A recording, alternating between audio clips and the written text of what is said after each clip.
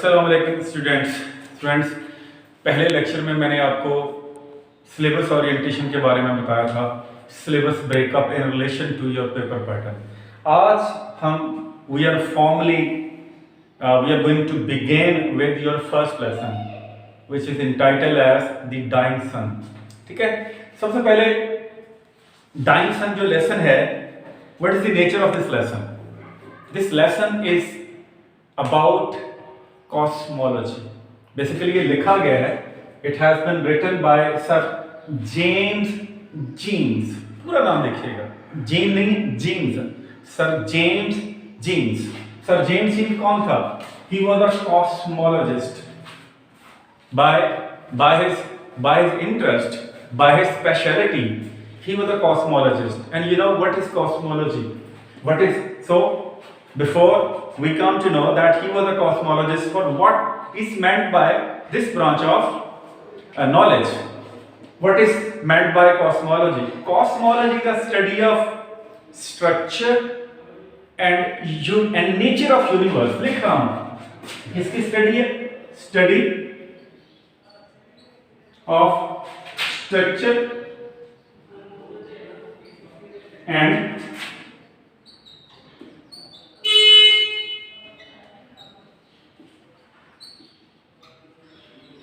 Nature of universe. कायनात की माहियत और कायनात का जो ढांचा है इसका मुतालिया है। सिंपल में है क्या? यूनिवर्स स्टडी, यूनिवर्स की study, it is study of your universe. तो यूनिवर्स में कई चीजें आ जाती हैं। Universe includes our solar system, ठीक है। It includes study of stars, study of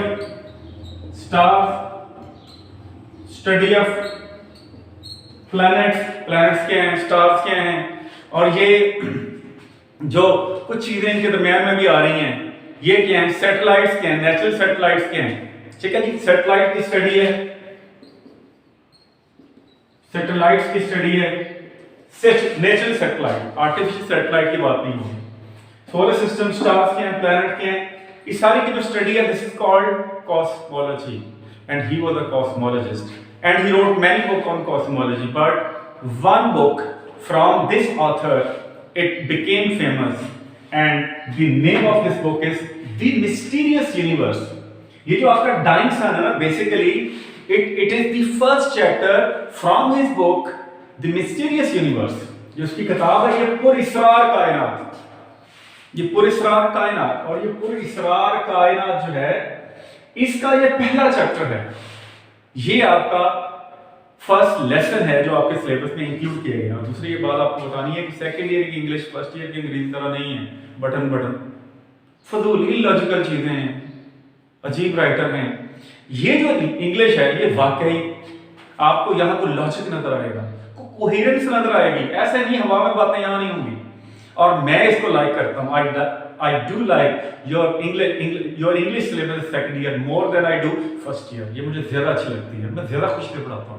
ठीक है बेटा, अब कॉस्मोलॉजी क्या है और स्टडी। एक बात ये है कि सबसे पहले हम इससे पहले जाने कि ये क्या कहते हैं उसको, हमारा जो इस लेसन को शुरू करें, एक कॉन्सेप्ट क्लियर करना लाजमी है कि प्लैनेट्स एंड स्टार्स, इनके दरमियान में डिफरेंस क्या है, how planets differ from stars. देखें, stars are self illuminating body, ये खुद रोशनी देते हैं। ये आपने बात याद रखनी है, ये फिगर लिखना भी है, सेल्फ, और ये थोड़ा सा आपके साइंस का इल्यूमिनेटिंग ऑब्जेक्ट्स, हेवनली ऑब्जेक्ट्स हैं,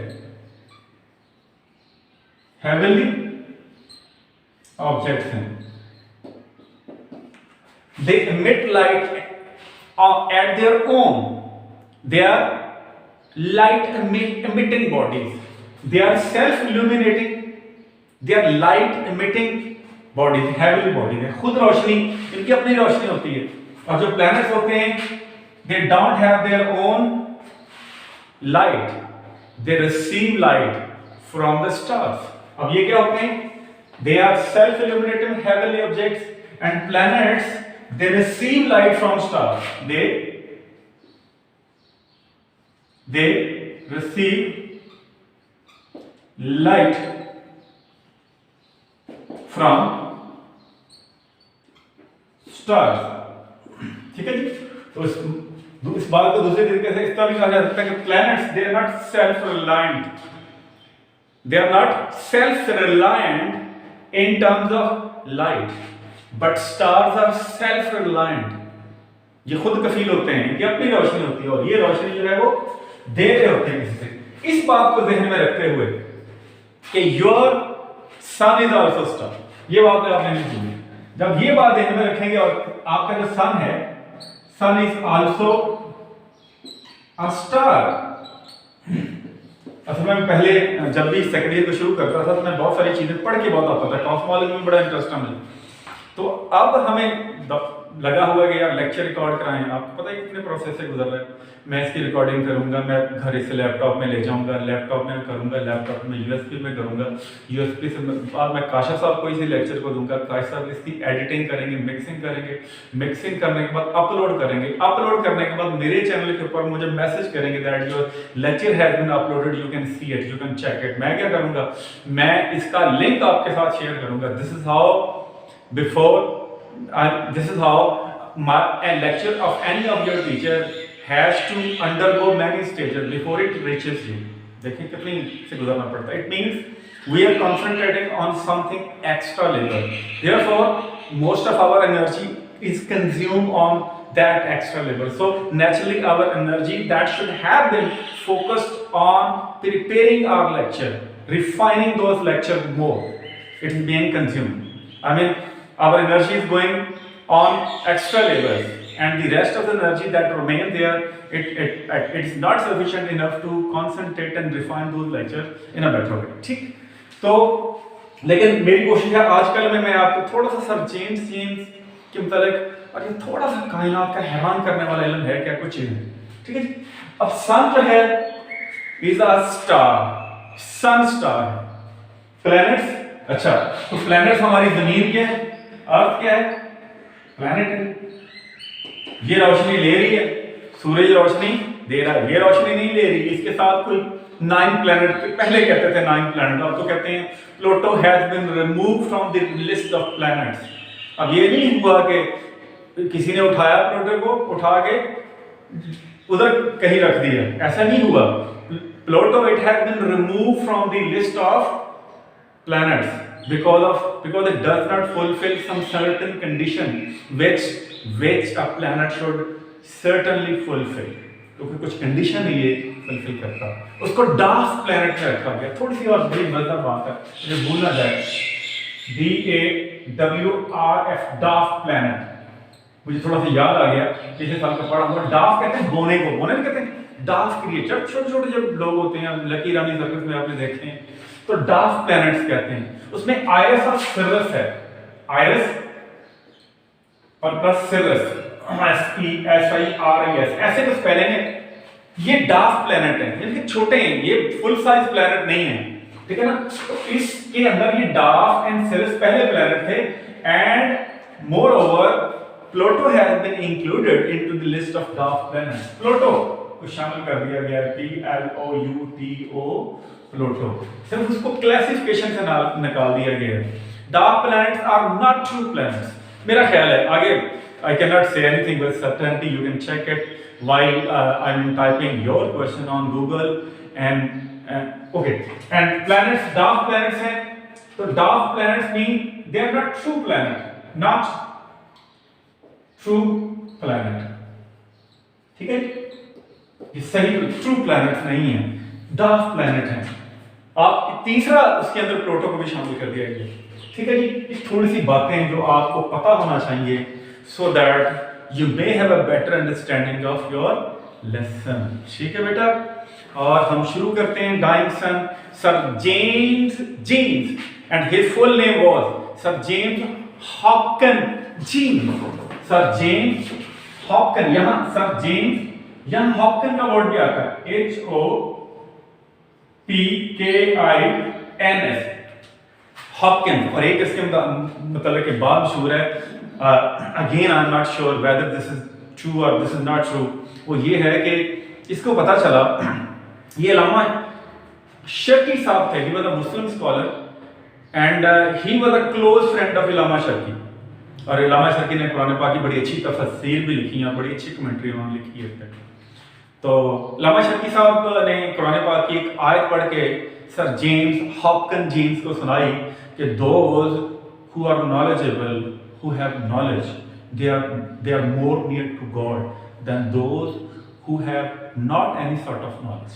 कि वो जो इल्म वाले हैं खुदा के ज़्यादा करीब हैं।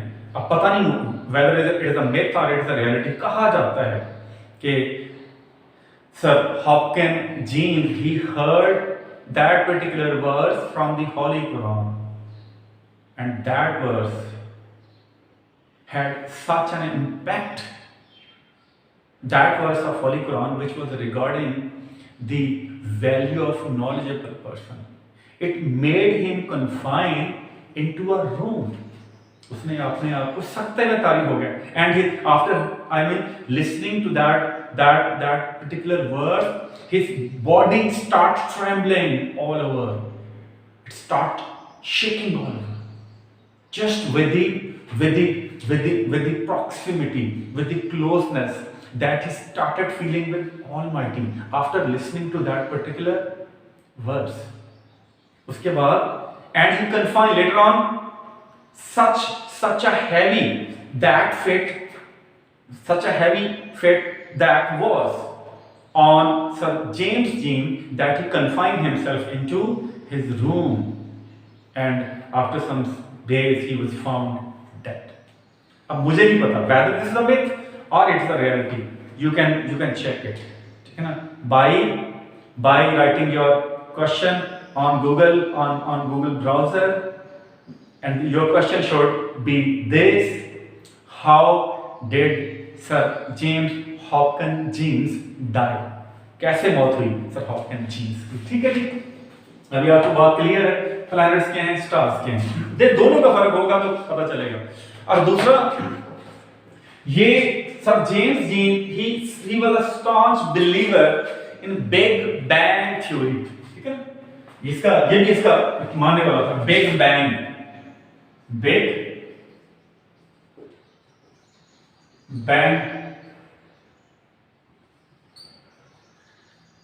थियरी। बिग बड़ा, बैंग धमाका है, नॉइज बैंग, ही बैंग, आप जाते ठाक करके टकरा जाते हैं, बुरा बोलता है, ही बैंग, बम्प इनटू, बैंग वो टकराया, बैंग शोर है, bump, he bang with, bump, BUMP, bump into, ठीक है ना, he was moving very rapidly and he was not conscious, he bumped into desk and got his ankle injured। bump is a huge noise, बड़ा धमाका, Big Bang theory, बड़े धमाके वाला नजरिया, कि thus this universe it came into existence as a result of big and heavy noisy explosion। This is the result of an explosion which produced too much noise। okay? और शायद इस theory को हम देखते हैं, a few stars, हम start कर रहे हैं बेटा, a few stars are known, चंद सितारे ही जाने जाते हैं, which are hardly bigger than the earth, जो जमीन से बहुत मुश्किल से बड़े हैं। अब देखिएगा वो क्या है, अगर आपने नोट कर लिया है तो I gave you some time to note it down, okay?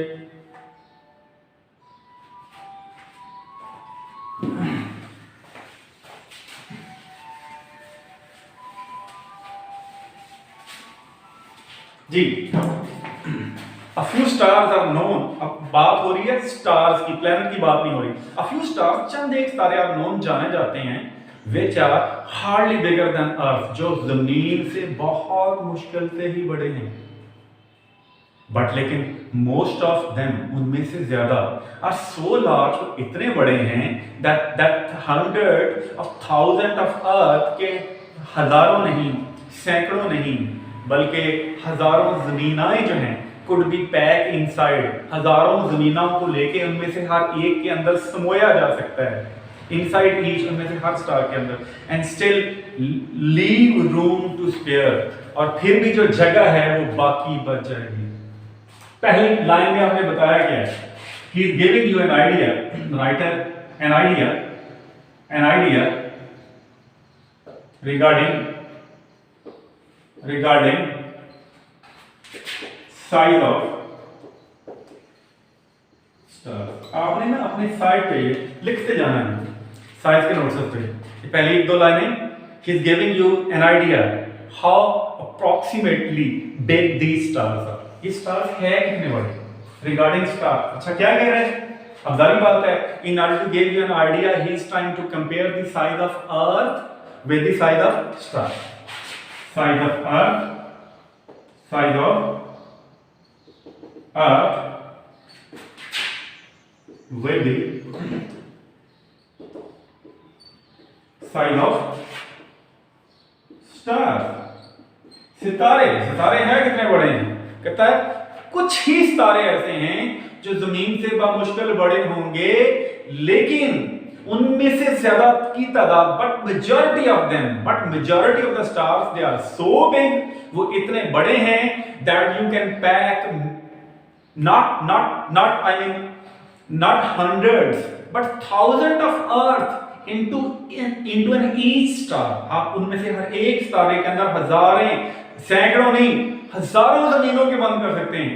And after I mean packing so many earth, still you will have some spare room, some extra, some empty vacuum, फिर भी जगह बच जाएगी।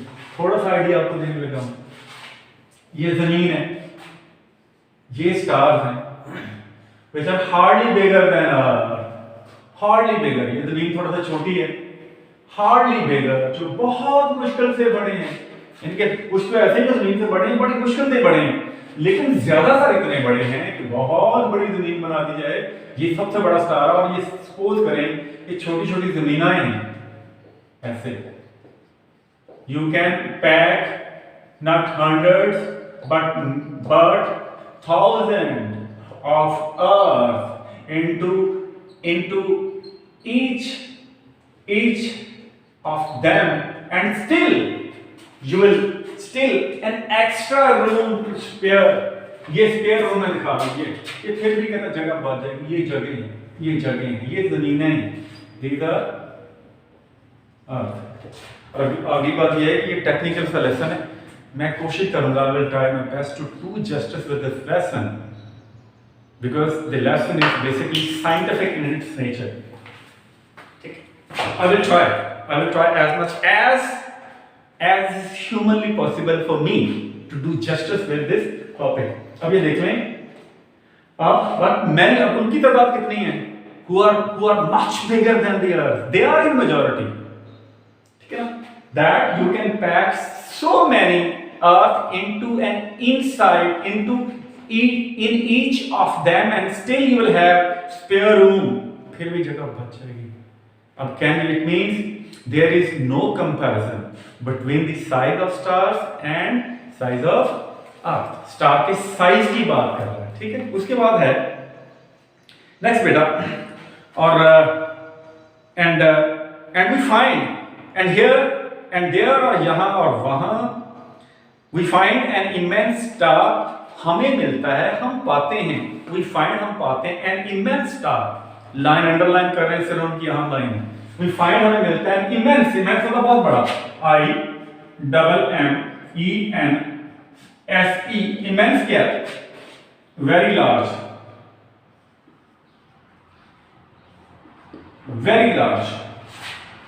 enormous,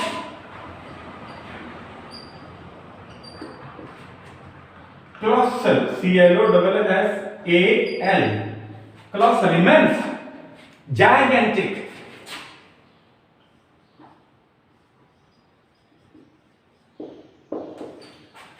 और बेटा आपने feedback देना है कि आपके लेक्चर का ड्यूरेशन कितना होना चाहिए।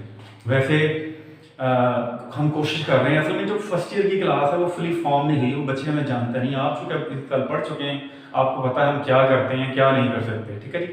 तो आपने मुझे फीडबैक देना है, ठीक है ना। At any forum you can give your feedback either on WhatsApp or on at Modo that what should be the duration of this lectures. हम कोशिश कर रहे हैं to keep the size of this lecture as small as is possible, ठीक है ना। लेकिन आपने बताना 30 का हो, 35 का हो, किस में आप कंफर्टेबल रहेंगे।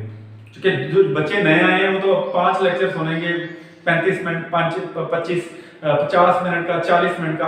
मुझे फीडबैक आपका चाहिए होगा। आज के लेक्चर है मेरी 25 तक मैं अपने आप को कन्फाइन करूँ। Immense, we find an immense star. हमें एक सितारा जो है हमें मिलता है, we find an immense star large enough, जो इतना बड़ा है, हियर एंड देयर, और यहाँ वहाँ, वी फाइंड हमें मिलता है एन इमेंस स्टार। ये बेटा सारे लिखने, ये आपको लाइन इस लेसन में अगर सिनोनिम आएगा तो ये लाइन आपको आएगी। Very large, enormous, colossal, gigantic, prodigious, बहुत बड़ा, ये भी लिखेंगे प्रोडिजियस,